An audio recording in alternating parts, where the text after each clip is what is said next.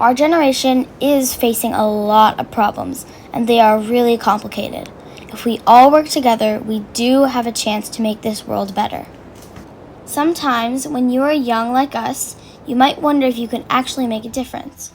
This year, a small group of like-minded kids got together and formed the Young Filmmakers of Montauk. Our goal? To learn how to tell stories that will help people understand the real problems that we are facing and possible solutions. Today, we are speaking to the Executive Director, Ms. Kay Tyler.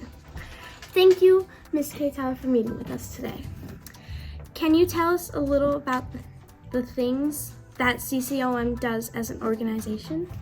Sure. At CCOM, we've been here for over 50 years taking care of Montauk. We make sure that our coastlines are in good health because over time our coastlines erode, and this is something that happens everywhere. Can you tell us a little more about the coastal resiliency means? We are learning about a project called Fire Island to Montauk Point. Sure. Well, FIMP is a big project that CCOM has been working on for many, many years, advocating for it to happen in Montauk. This is a huge, huge project for us, but it's also going to make sure our beaches are intact for the next 30 years so that we have 30 years to figure out a more permanent solution.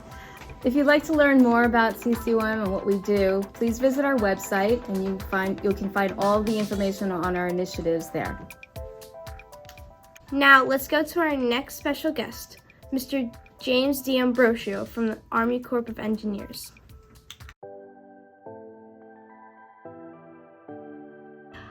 I was so happily surprised when I contacted the Army Corps of Engineers. They literally got right back to me and were so excited to work with our kids. Okay, so first question is, what is the Army Corps of Engineers? We're basically the largest public engineering firm in the world. So basically, we have 34,000 employees throughout the United States, Europe, and Japan. One of your questions was, why was FIMP developed? Well, that was the reason it was developed, is to reduce flood risk. We can't eliminate the risk.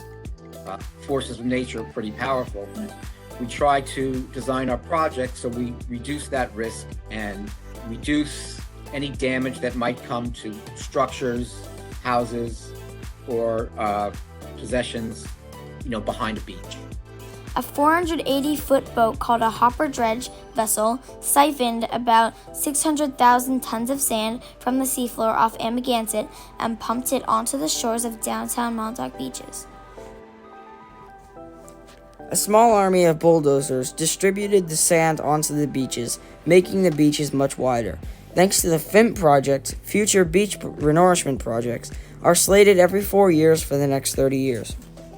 Many people in the community point out that FIMP is not a long-term solution to protecting our beaches, dunes, and community, but at least it does give the community a little time to think of longer-term solutions and plans for the future. This is a big deal for Montauk. I'm sure you all saw the big boat off the coast a few weeks back, and you're familiar with the beach replenishment project. It went all the way to Fire Island, Montauk Point. We have a really special guest today. We were excited to have Mr. D'Ambrosio from the Army Corp actually come and visit our school. He explained to over 110 Montauk students how the whole FIMP project worked and gave students interesting questions to consider. After the event, Mr. David Lace came and talked to us. James, the bosses, to make sure that we produce a safe, resilient shoreline for the town of East Hampton, and specifically Montauk.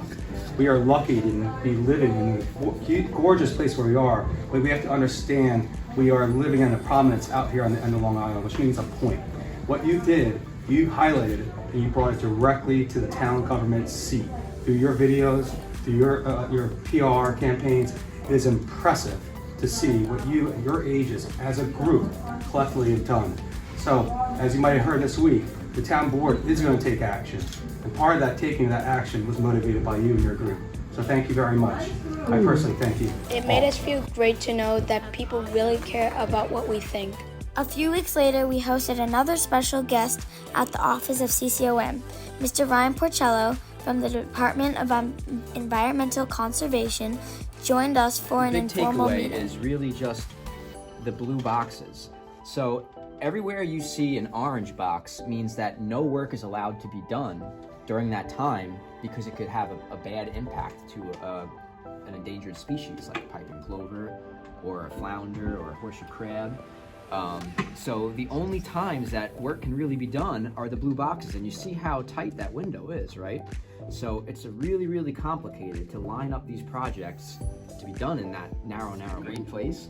And I know that you're all really proud. I could see it in your work that you're really proud to live here. So I think you have to keep advocating for these resources, these areas, these beaches that you call home and that you care about, because unless people in power in the government that make decisions hear about it, they're not really going to know that there's an issue happening, right? So. We felt honored to have Ryan come and talk to us. He was just a real guy that cares about the future of our environment, just like we do. He even said he would keep talking to us as we continue our work. How great is that?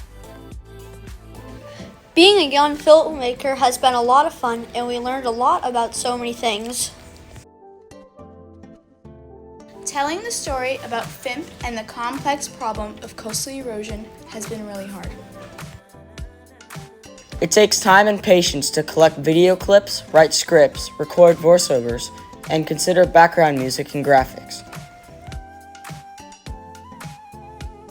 It's all worth it in the end. Filmmaking is a great tool to get a message out. Looking back at this year, I think we did make a difference and our voice does matter.